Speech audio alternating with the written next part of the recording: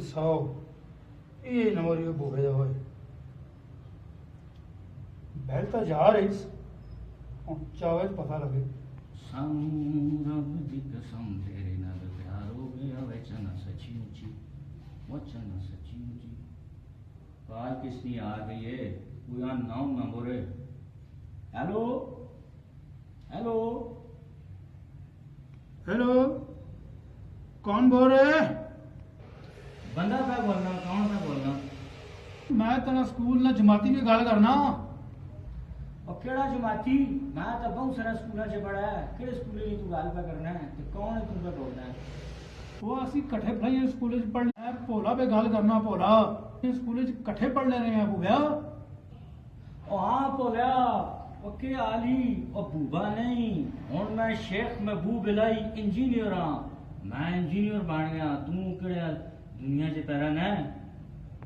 और सुना के आली ठीक ठाक है ओ अल्लाह का बड़ा शुक्र है तू सुना तू के पे करना है आजकल ओ के काम करो बाहर ही ठीक तो है ना ठीक ठाक हाँ दिहाड़ियां पिलाने हैं मजदूर जे सुना तू ठीक ठाक है होना आजकल अल्लाह छोटा मोटा काम पे करना है यार तू क्लासा च भी बड़ा नालायक है हो इथे भी तू इंज ही रह गया हो कोई काम नहीं पे करना है मैं तो इंजीनियर बन गई भाई मैं बहुत बड़ा इंजीनियर बन गई आला इंजीनियर बन गए मां भी किरे भर्ती करा रहे यार बड़े नोट और इस्लामाबाद से नहीं तक नहीं त्रै लम्बे लम्बे मनारे वाले वो पता नहीं क्यों नाले सेंटोरोस हो वो उसका नक्शा किस पड़ा है मैं पढ़ा यही ना उन्होंने नक्शा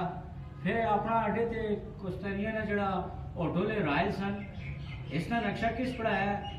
बूबे पड़ा है और फिर QF वाला जड़ा ऑटोले उसने किस नक्शा पढ़ाया है वो भी मैं पढ़ाया थोड़ा बड़ा इंजीनियर हूँ फिर कितने रश होती ना तो भी कितने भर्ती शर्ती मैं कराना अब तू सुना बच्चे शच्चे आया नहीं कोई नहीं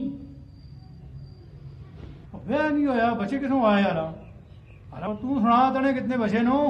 और वह तो मन अभी नहीं होया पर मैंने 4 बच्चे नहीं हैं एक ही पार्ट है भूया और दुआ वह नहीं होया ना पहला तो होया ना दुआ नहीं होया जरा चिट्ठियां चमका दे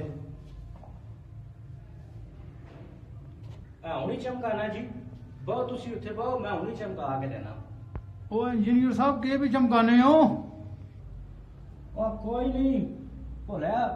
गड्डियां असल च गराज च 2-3 खलती हैं ना